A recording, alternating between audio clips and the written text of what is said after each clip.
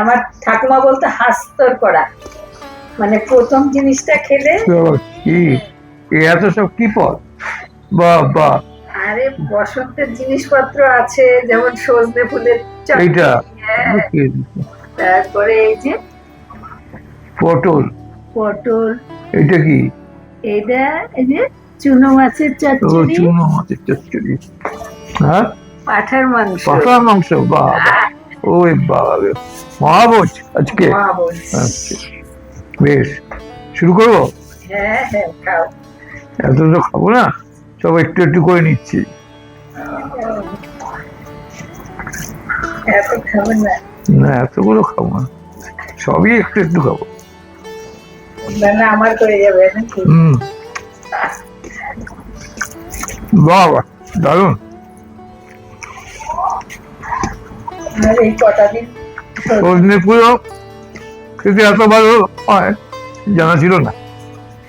বাবা, সত্যি তো হয়তো নেই, তিতো আছে। না তেতো লাগছে না তো, তাই হ্যাঁ, ওই সবজি টবজি দিলে পরে আর তেতো লাগে না।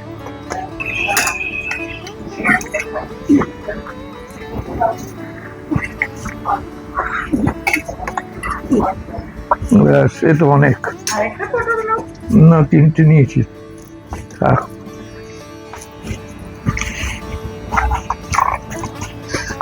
বাহ, দারুন তো। হ্যাঁ, প্রথম প্রথম পটল খুব ভালো লাগে, খুব ভালো লাগে এই গরমের প্রথমে। দামটাও ভালো থাকে, খেতেও ভালো লাগে।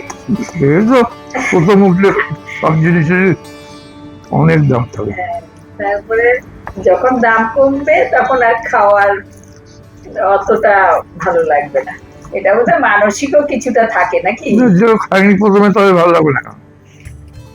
হ্যাঁ, মানে প্রথম কে জানে, আমার তো মনে হয় প্রথম জিনিস আমার ঠাকুমা বলতো হাস্তর করা, মানে প্রথম জিনিসটা খেলে।